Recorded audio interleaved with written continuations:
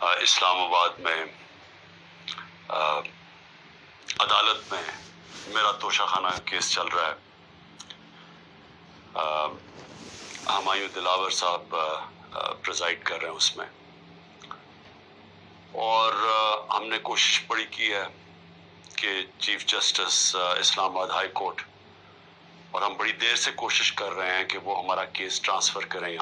ہمایوں دلاور سے, کیونکہ یہ حق ہوتا ہے ایک جو ہر شخص کا, اس کا ہمیں آئین, ہمارا قانون حق دیتا ہے کہ اگر ہمیں ایک اعتماد ایک جج پہ نہیں ہوتا تو ہمارا حق ہوتا ہے کہ ہم اپلائی کریں کہ ہمارا کیس ٹرانسفر کر دیں. اور یہ ہم نے تب سے کیا تھا, یہ میں نے کل بھی بات کی, میں پھر بھی آپ کو بتا دوں کہ جب مجھے غیر آئینی اور قانونی طور پہ اٹھایا گیا اسلام آباد ہائی کورٹ سے اور مجھے پولیس لائنز میں رکھا گیا, تو ادھر ایک دم پتا چلا کہ ہمایوں دلاور صاحب نے عدالت نکالی اور مجھے طلب کر لیا توشہ خانہ کیس پہ. نہ میرا وکیل, نہ مجھے پتا ہے کسی چیز کا, اور اس کیس میں پھر فرد جرم لگا دیا. قانون تو یہ ہے کہ مجھے بتا کے لگانا چاہیے تھا, بتائے بغیر لگا دیا, تو ہمیں تب ہی سمجھ آ گئی کہ یہ ہمیں یہاں انصاف نہیں ملے گا. تو اس کے اگلے دن ہم نے تب سے اپلائی کیا اسلام آباد ہائی کورٹ میں ٹرانسفر کا. اب میں بات کر رہا ہوں 12 مئی کو, یہ تقریباً اب سمجھ لیں کہ 3 مہینے گزرنے لگے. تب سے اپلائی کیا ہوا ہے اور کوشش کرتے گئے کہ ہمارا کیس اس عدالت سے نکالا جائے. اس کے بعد بہرحال جو میں نے آپ کو بتایا کہ کیس ہوا, میں نے 35 سوال دیے گئے. محرم کی 3 چھٹیاں تھیں, بڑی مشکلوں سے ہم نے وہ اکاؤنٹنٹ کو ڈھونڈا. اصل میں یہ سارے سوال ٹیکس کے بنتے ہیں, یہ جو اس عدالت میں سوال ہیں یہ ہیں سارے ٹیکس کے, کیونکہ کہا جی آپ نے یہ ڈکلیئر نہیں کیا, آپ نے یہ بیچا, یہ ڈکلیئر نہیں کیا. تو میں نے وہ سارے 35 کے 35 سوالوں کا جواب دیا, اور ہر ایک کا جواب میں کھڑے ہو کے عدالت میں ایک ایک کا جواب دیا. تو وہ جو ایک جگہ, اور انہوں نے سرکاری 2 گواہ پیش کیے. اب سرکاری گواہ کیا انہوں نے گواہی دینی تھی, تو ہم نے کہا کیونکہ وہ جو جواب ہیں اس کے لیے میرے اکاؤنٹنٹ کی ضرورت ہے, کیونکہ ایک 40 سال سے میرے اکاؤنٹنٹ وہی فارم ہے. میرے پاس جو پیسے آتے ہیں, جو میرے خرچے ہوتے ہیں, وہ میں ان کو بتا دیتا ہوں, وہ پھر ٹیکس فارمز بھر دیتے ہیں, وہی الیکشن کمیشن کی فارمز بھرتے ہیں, وہی ویلتھ ٹیکس جو ہوتا ہے وہ بھرتے ہیں, تو ان کے پاس سارا ریکارڈ ہوتا ہے. تو اب میں تو نہیں جواب دے سکتا کئی چیزوں کے, تو میں نے گواہ کے اندر اپنے اکاؤنٹنٹ کو کہا کہ وہ بیٹھے, اور وہ جو خاص طور پہ ایک جگہ پہ بات پھنسی ہوئی ہے کہ جی پیسے تو آپ شو کر رہے ہیں, لیکن پیسے کے اوپر آپ نے یہ نہیں لکھا کہ یہ توشہ خانہ کا پیسہ تھا. اماؤنٹ پورا ہے لیکن توشہ خانہ وہ نہیں لکھا. تو یہ اکاؤنٹنٹ نے بتانا تھا کہ وہ فارم اس نے جیسی بھی بھری, کیونکہ فارم تو وہ بھرتا ہے. بہرحال 1 گھنٹے کا ٹائم دیا گیا اور کہا کہ 1 گھنٹے میں آپ یہ نہیں پہنچے گا تو چلو. اب اکاؤنٹنٹ 1 گھنٹے میں کیسے پہنچ سکتا ہے, یہ کوئی ملٹری ٹرائل تو نہیں ہو رہا. اس کو وٹنس ختم کر دیا, اور بھی ہم نے بلائے ہوئے تھے وٹنسز جنہوں نے گواہی دینی تھی انہی چیزوں کو, اور جو میرا حق ہے. اب ایک فیئر ٹرائل ہوتا ہے کہ آپ کو موقع ملے کہ مجھے ایکیوز کریں, مجھے موقع تو دیں کہ میں اپنی صفائی پیش کر سکوں. نہیں موقع دیا گیا, اور بڑی جلدی سب کچھ تیزی سے کیا جا رہا ہے. چھٹیوں میں کبھی ٹرائل نہیں ہوتا, یہ آج کل عدالتوں کی چھٹیاں ہیں, چھٹیوں کے another day to day trial ہو رہا ہے. جلدی پڑی ہوئی ہے کہ کسی طرح یہ بس جلدی سے ختم ہو جائے. موقع بھی نہیں دے رہا ہے. ایک دن کیا ہو جائے گا کہ 1 دن ڈیلے ہو گیا, 2 دن ڈیلے ہو گیا, کون سی قیامت آ گئی. وٹنسز آئے, ہم تو مطمئن ہو جائیں کہ ہم نے اپنا کیس پوری طرح لڑا ہے. لیکن چھٹیوں کے اندر بھی جلدی پڑی ہوئی ہے کہ کسی طرح فیصلہ آئے. حالانکہ ہم سپریم کورٹ میں بھی ہیں, اور اسلام آباد ہائی کورٹ سے مجھے کہنا پڑتا ہے کہ میں کافی مایوس ہوں کہ وہ نہ فیصلہ کرتے ہیں, وہ کھینچتے بھی جاتے ہیں, وہ پورا موقع دے رہے ہیں کہ یہ جب فیصلہ آ جائے. یعنی اگر ہم نے ٹرانسفر کا اتنی دیر اپلائی کیا ہوا ہے تو کم از کم فیصلہ تو کریں, تو کرتے بھی نہیں ہے. بہرحال وہاں بھی ان کو بھی میں نے کہا، بڑی دیر کا کہا ہوا ہے کہ ہمیں چیف جسٹس اسلام آباد ہائی کورٹ پہ مجھے کوئی اعتماد نہیں ہے۔ جب مجھے اٹھایا گیا وہاں سے، آپ سوچیں کہ مجھے غیر قانونی اور آئینی طور پہ اٹھایا گیا ان کی عدالت سے، اور انہوں نے اس کو لیگلائز کر دیا۔ یعنی اصل میں تو ان کو انلیگل کرنا چاہیے تھا،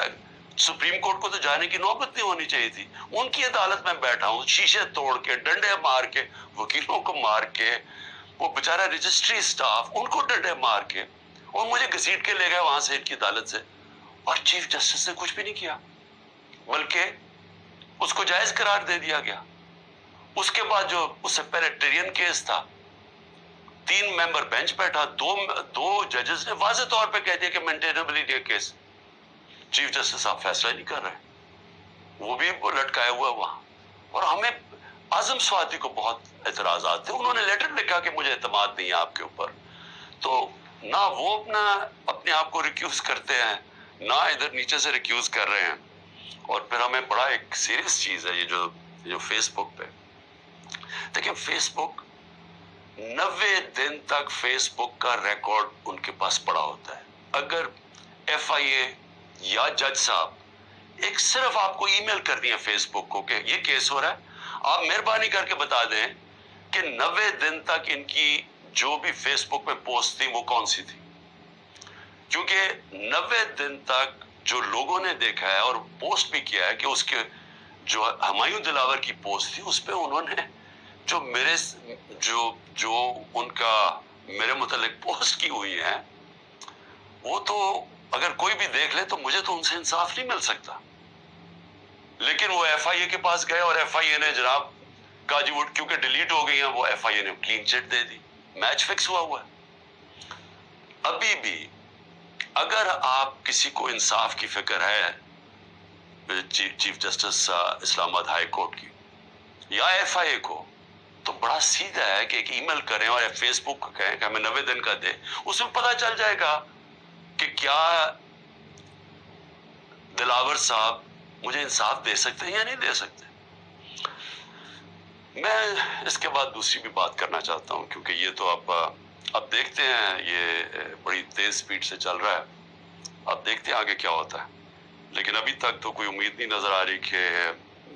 جو فیئر ٹرائل ہوتی ہے وہ مجھے ملے گی، جو میرا رائٹ ہے۔ دوسری چیز یہ جو انہوں نے 2 بلز اسمبلی میں لے کے آئے بڑی تیزی سے، پتہ نہیں انہوں نے کتنے بل پاس کر دیے 1 گھنٹے کے اندر، کوئی 15 نئی لیجسلیشن لے آئے۔ وہ گورنمنٹ جو جا رہی ہے 15 لیجسلیشن، 8-10 لوگ بیٹھے ہوئے تھے اسمبلی میں، جمہوریت کا مذاق اڑ رہا ہے، نہ وہ بل پڑھے گئے ہیں نہ کچھ ہے، جلدی سے، اور سارا بل کے پیچھے بدنیتی ہے۔ اور یہ جو 2 بلز انہوں نے انٹروڈیوس کیے، سیکریسی ایکٹ اور prevention of extreme violence act, یعنی یہ جو 2 بل ہیں یہ تو ایک قوم کو غلام بنا رہے ہیں۔ یہ تو سٹالن کی یو ایس ایس آر کے اندر اس طرح کے تو قانون بنتے تھے، یا نازی جرمنی میں بنتے تھے، لیکن یہ کسی آزاد معاشرے میں تو کوئی تصور بھی نہیں کر سکتا کہ انٹیلیجنس ایجنسی فیصلہ کریں گی،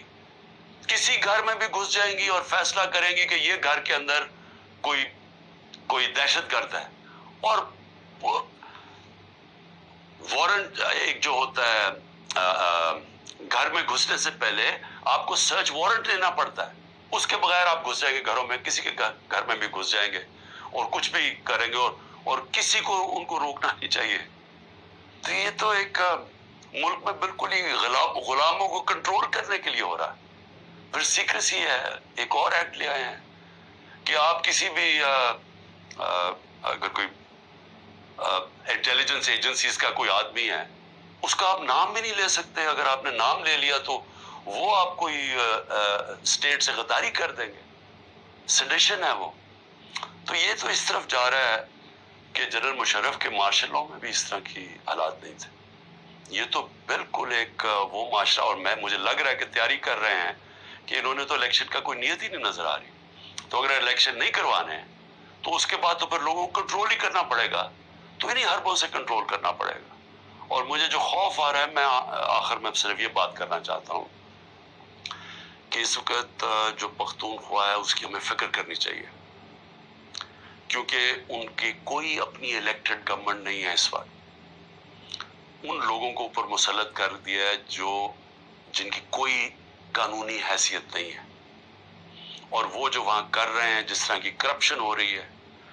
اور جس طرح کا وہاں وہ صبح آہستہ آہستہ وہاں دہشت گردی بڑھتی جا رہی ہے, لا قانونیت بڑھتی جا رہی ہے,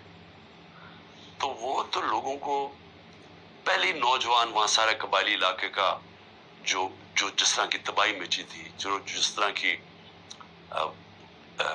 قتل و غارت ہوئی ہے قبائلی علاقے میں, ڈرون اٹیک سے, ملٹری آپریشنز, اوپر سے طالبان ایک طرف, وہ دوسری طرف فوج, تو وہ جو لوگوں سے ہوا, جس طرح کی تباہی مچی وہاں, تو وہ تو اسی سے ابھی نکل رہے ہیں. تو اگر یہ اسی طرف چلا گیا پھر سے, تو مجھے تو سمجھ نہیں آ رہی کہ کیا جو اس وقت فیصلے کر رہے ہیں اس ملک کے, کیا ان کو اندازہ ہے کہ نیچے گراؤنڈ کے اوپر کس طرح کا غصہ اٹھ رہا ہے. کیا اندازہ ہے کہ جب وہ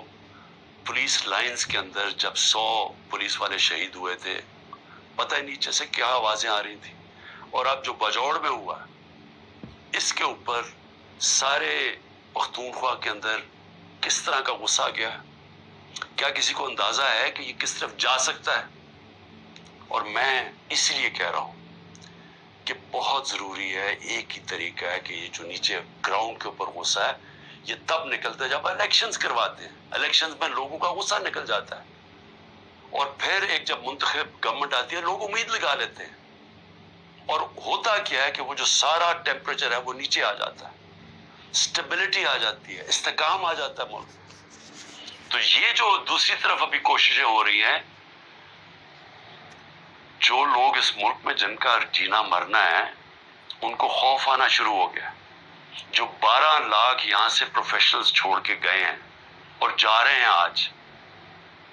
ہمیں سمجھ آنا چاہیے کہ ان کی امید ختم ہو گئی ہے. یہ سب سے خطرناک چیز ہے کہ ایک معاشرے میں لوگوں کی امید چلی جائے. تو جس طرف ہم جا رہے ہیں یہاں تو کوئی روشنی نہیں نظر آ رہی, اور اگر انہی لوگوں نے بیٹھے رہنا یا اسی طرح پاکستان میں الیکشنز کے بغیر ایک کنٹرولڈ گورنمنٹ چلانی ہے اور لوگوں کو کنٹرول کر کے چلانا ہے. میں یہ اپنے تجربے سے ایک تاریخ کا ایک طالب علم ہوں, میں آپ کو بتانا چاہتا ہوں جو سیاست میں ایک زیرو سے ایک پارٹی آج سب سے بڑی ماشاءاللہ پاکستان کی پارٹی ہے, جو میرا تجربہ ہے عوام کا, میں آپ کو کہنا چاہتا ہوں کہ یہ پاکستان کو ادھر لے کے جا رہے ہیں. جو لوگ سمجھ رہے ہیں کہ وہ ڈنڈے کے زور سے اس ملک کو کنٹرول کر لیں گے, وہ سمجھتے نہیں ہیں, عوام کی سوچ نہیں سمجھتے, نہ وہ تاریخ جانتے ہیں, نہ وہ پولیٹکس سمجھتے ہیں, اور وہ پاکستان کے لیے بہت بڑا خطرناک اندھیرے کی طرف ہم لے کے جا رہے ہیں. پاکستان زندہ باد.